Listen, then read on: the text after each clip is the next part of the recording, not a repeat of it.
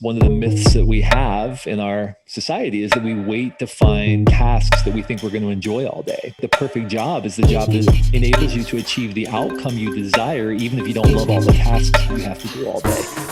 Stripping down. I don't daydream, I just do dreams. Built to fire, no camping. Imagine your next chapter for uncommon paths. It's the roadmap. With special guests you can learn from, more valuable than a treasure chest. Unlocking knowledge, catch fire, turn impossible to a playground. Difficulties we do them in like a pool table, got holes for them. Inspiration, catch fire, find your passion and live for it. Start bold, it gets harder, dig further. Inspiration, catch fire, find your passion and live for it.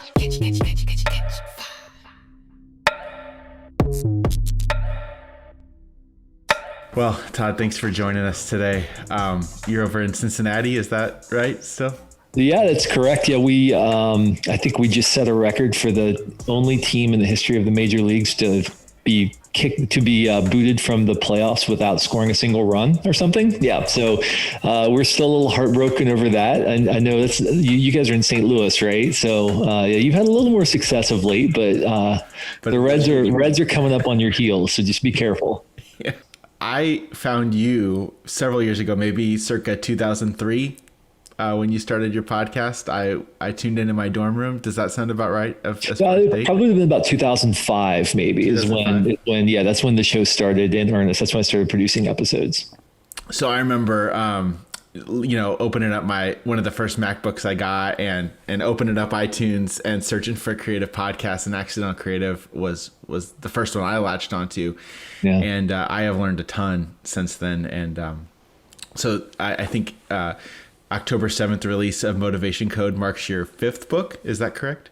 It was my fifth book in the last 10 years. Yeah. So the Accidental Creative released in 2011. So this will be the fifth book in 10 years. Yeah. Which is kind of crazy when you put it that way. But yeah, it's been a pretty fun run. And the good news is that when you research, and this is true of any kind of creative work, when you research, when you write, when you're doing the work itself reveals whatever the next work is going to be. And so that's kind of been the case for all of my books, is that as I'm researching and writing, I'm discovering things that are like threads I want to pull, but I can't pull them now. I have to pull them later because I don't have, they don't fit into this book or they don't fit into this project, whatever it is. And so I just kind of set them aside, and that becomes the next thing that I work on. So each book is kind of led to the next in that way.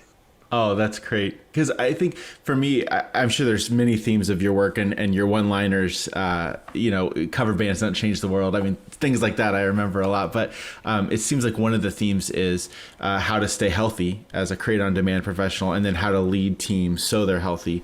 When I saw the new title, Motivation Code, it kind of struck me, normally those type of people have just like this overwhelming drive or intrinsic motivation. And so how'd you come across this idea to bring the Motivation Code into the next work? Yeah. So about 4 years ago, a friend of mine, Rod Penner, who was a 20-year veteran of a management consulting firm, contacted me out of the blue. And he had left the management consulting firm years before, but I didn't know what he'd been working on since then. And he said, "Hey, I'd like for you to take this motivation assessment I've been working on." And I don't know about you, Simon, but when I hear assessment, my eyes start to roll in the back of my head. And I think, great, I need another set of letters to attach to myself, right? But listen, I trusted Rod, so I took the assessment. And quite frankly, what I discovered absolutely blew me away. Absolutely blew me away. I saw at the end of taking the M-Code assessment, Motivation Code assessment, the reason behind a lot of my decisions I made in my life, why certain kinds of work energize me, other kinds of work doesn't energize me, even though it's the opposite for many of my peers and my friends, areas of conflict in my life, why they exist and how I might be able to move beyond them. Really just so many things were laid out in front of me. And I realized at that moment, I wanted to get this work into the world and let other people experience it as well. There was a small problem, though, and that was that I was already under contract and in the middle of writing my other book called Herding Tigers that came out in 2018. So I've been working on this book in the background for about 4 years, working on it with Rod and Dr. Todd Hall and Dr. Joshua Miller, and really kind of pulling this together and leveraging their over 50 years of research into this topic. And so finally now, after 4 years, the book is ready to be sort of put out in the world where it belongs. And the Motivation Code assessment is finally going to sort of be put out there where it belongs. And I'm really excited to see what happens. Do you feel like this might be a secret, but do you feel like there's any bits that have leaked out in talks that you've given or things like that throughout the years? Yeah, I mean, for sure. The funny thing is, it's like the fun thing about the whole thing is that while it's based on, as I mentioned, over 50 years of research, it began really in the late 1960s, and was conducted over the course of all that time with top leaders in industry, really people from all walks of life.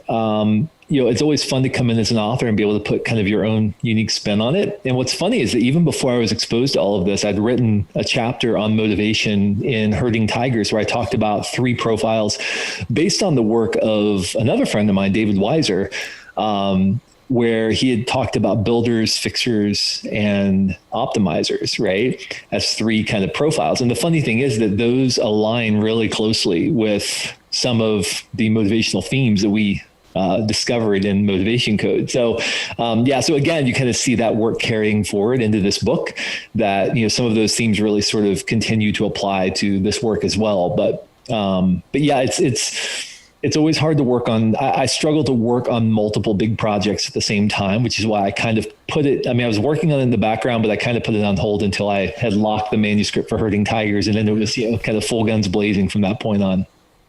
Well, especially with, books are huge projects, and there's a lot of threads, so to speak, in just one book, let alone multiple. I can't even imagine. Yeah, for sure. And you want to make sure that each book is its own thing. It's its own idea set. You want to make sure that books aren't cannibalizing from one another, that there aren't too many overlaps. And, if you're writing multiple books at the same time, you can't help but have your mind go in the same direction for both of them. And that's just not a good thing. You want to make sure the book is going where it needs to go, not where you need it to go, so that you can actually write it at that moment in time. Yeah. It's like the opposite of like movie scripts, like trilogy movie scripts or something. Right. It's funny. Exactly. Well, so I haven't even had a chance to take the M Code assessment yet, but would you mind sharing any takeaways that you had when you took the assessment? Did you notice any changes in your interactions with folks or the way? Yeah. So really what we've discovered and what the M Code assessment does is it identifies 27 unique themes of motivation. And those 27 themes live within 6 families. So just like you have similarities with your biological family, right? Like my biological sister and I have similarities in our DNA. Like you might be able to tell that we're siblings if you saw us together, but we're very different in terms of our personality and how we play out. And in the same way, these motivational themes share some DNA with other themes.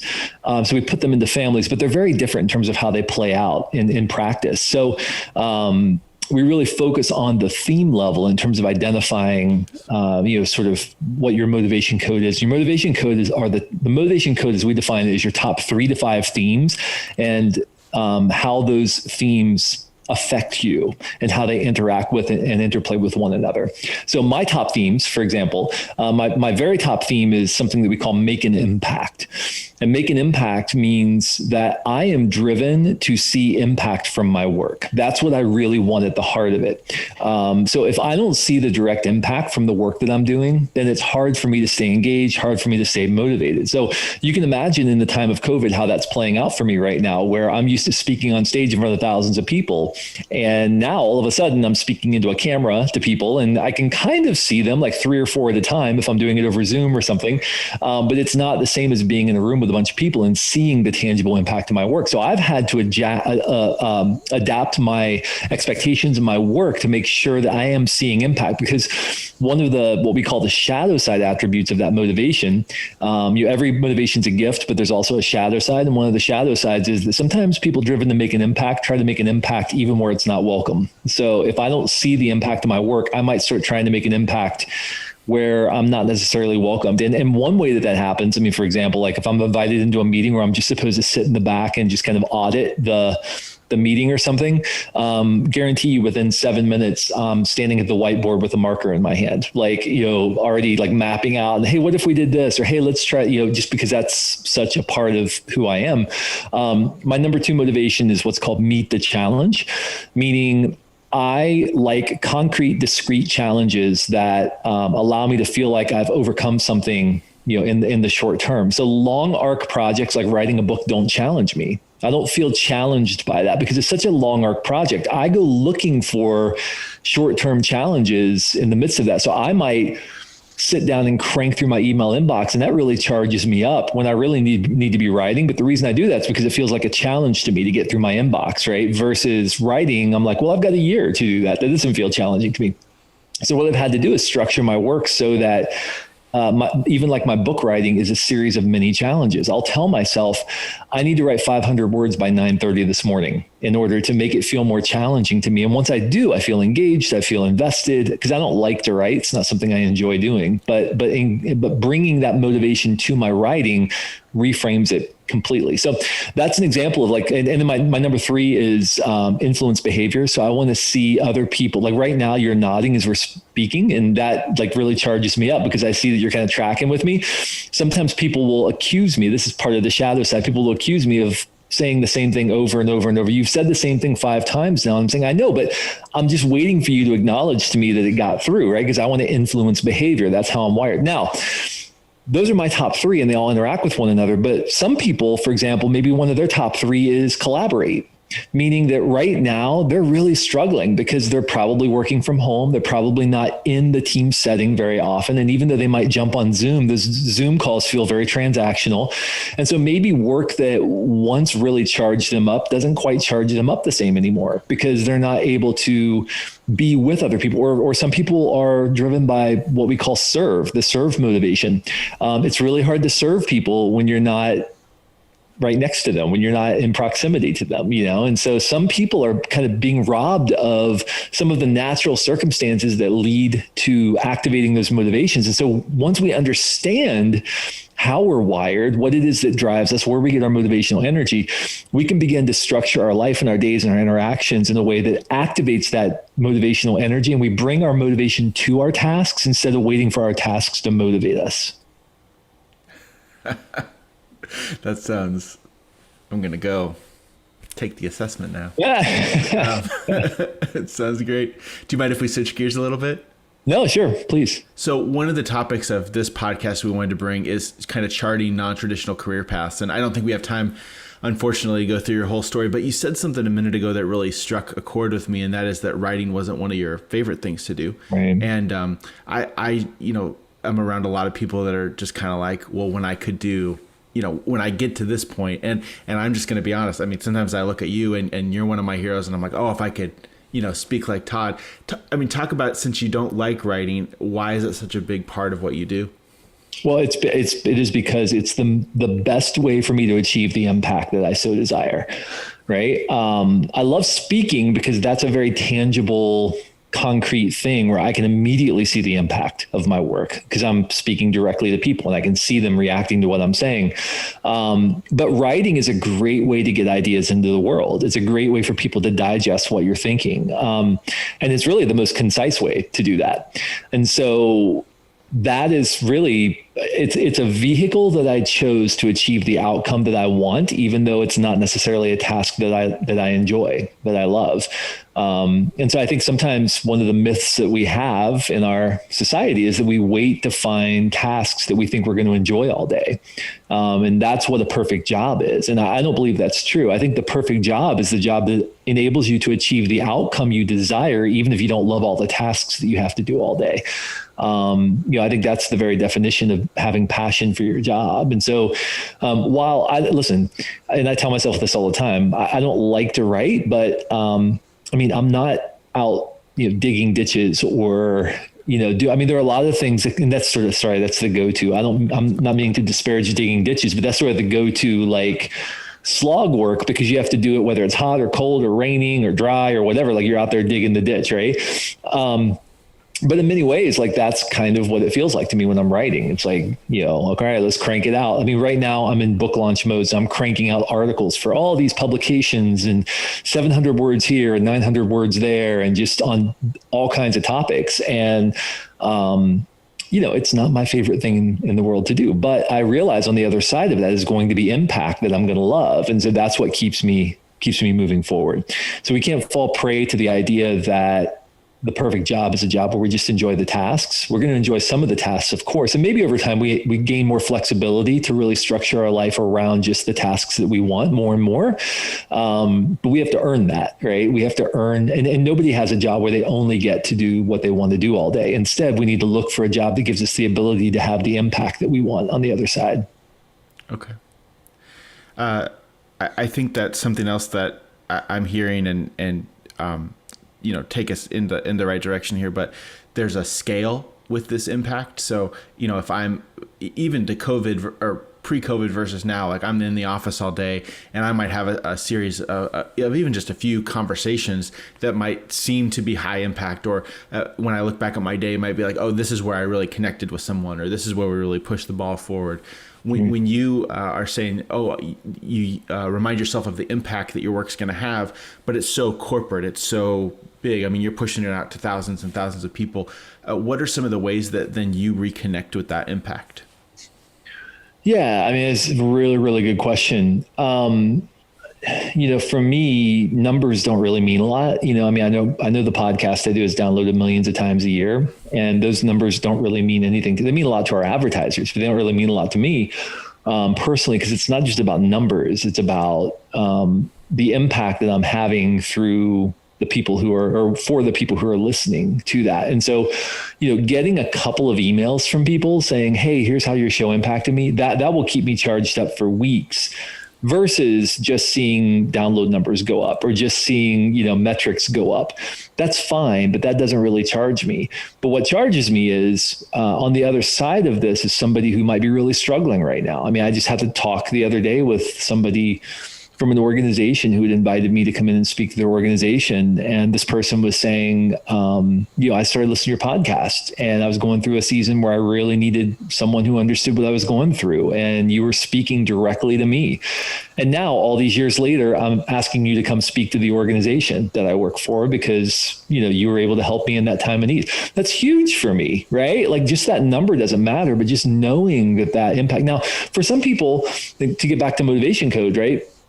For some people, it's going to be like, let's say I'm a podcaster. Well, I need a team because I'm wired to collaborate and I want to make sure that whatever I'm doing it with other people. So for me, it's more about or for that person, it's more about the collective team effort of putting a podcast into the world or sharing our ideas with other people. Or for some people who might be driven to comprehend and express, for them, it might be, I want to learn new things all the time and then share those things with people. And that's kind of what drives them. That's the satisfaction they get. So, any number of people could be driven to do the same thing for very, very different reasons, depending on where they get their motivational energy. So, but for me, it's reconnecting with the personal stories of people who have been impacted by what I'm doing.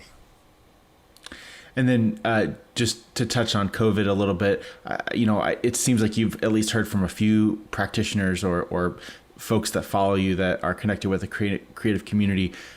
Over the course of COVID, have you heard any themes that have come out, good or bad, of how their world is changing or how they've had to reframe? Yeah, I mean, I just finished doing a series of live workshops online for people called Creative Leader Roundtable. And a consistent theme was it's difficult because everything feels transactional right now. Zoom calls feel transactional. It's not like we're in the same space. It doesn't feel like we have a relationship. It feels like we're going to get online, do this transaction, and then, jump off.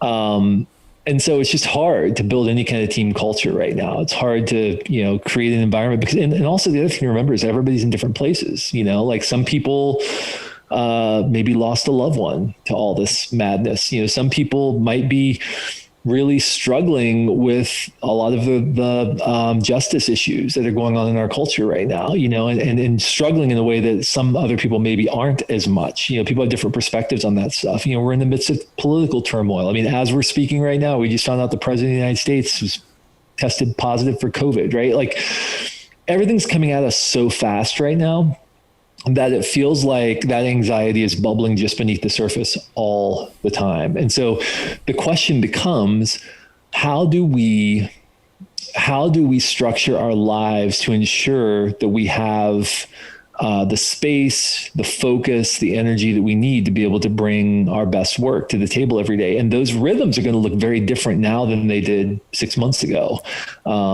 Because I think 6 months ago, everybody was thinking, man, if I could just work from home all the time, that would be awesome. If I could work in my pajamas all day and never had to change and go. And I think a lot of people right now are thinking, man, if I could just get in the car and drive to an office and sit at a desk all day and be around people, that would be amazing. It's funny how our perspective has changed. Now that we're doing this, we realize, oh, maybe somewhere in the middle is actually a better solution. Maybe one day at home a week or something. But we don't realize how much we need that. And so that's the consistent theme I'm hearing, is that the anxiety is, we didn't realize how much had been stolen from us until we'd been doing this for a while. And I think right now, many people are starting to feel the tension of just the anxiety that's bubbling right beneath the surface constantly. Yeah. So I know that, a lot of your work talks about rhythms and stuff, and you mentioned that the rhythms are going to change. I've noticed even in my work that sometimes it's hard to kind of get into like a flow state. Like I'm task switching more. Have you, I know you've worked from home and stuff for a long time. Do you have any tips for, bouncing between meetings and stuff like that? How do you frame that up for yourself? Yeah. I mean, time blocking is the thing to do. Like every day I'll show you actually, I've never done this before, but I do it on my iPad, but I've got these little daily plan sheets that I use. You probably can't see that very well, but I use these little plan sheets, and my days are blocked off for different kinds of tasks. And I sort of keep a record of kind of what I'm doing, what my ambitions are for the day, all that kind of stuff. And time blocking is the only way I found to do that. You have to block time off for the things that matter. So if you want to get into flow state, number one, our team has discovered in a lot of its research that there's a high degree of correlation between operating in your motivation code and experiencing flow. So that's one thing. If you're operating in that core motivation, you're more likely to experience a state of flow, which is incredible. But second, if you want to get into flow, it's going to take time and space and focus. So you need to block off chunks of time for doing what Cal Newport calls deep work, if you want to really get into those states. Okay. Great. Do you have anything else you want to talk about the book, or anything else that I missed? No, I just think, the problems we're facing today are not going to be solved by people phoning it in. And so we need all of us to better understand who we are, what drives us, how we can position ourselves to be ready to deliver at a moment's notice what it is that's required of us. And the only way really to do that is to understand what drives you, and then to bring that energy to your work every day instead of waiting for your work to energize you, which is probably not going to happen, unless you understand what it is that really drives you. So that would be, I guess, the only other thing I would offer. And if you want to learn your motivation code, you can do it at motivationcode.com. Or you could read the book, The Motivation Code. Available now wherever books are sold. Yeah. Well, we'll get those links in the show notes. It's good to see you. It's good. Yeah, you too.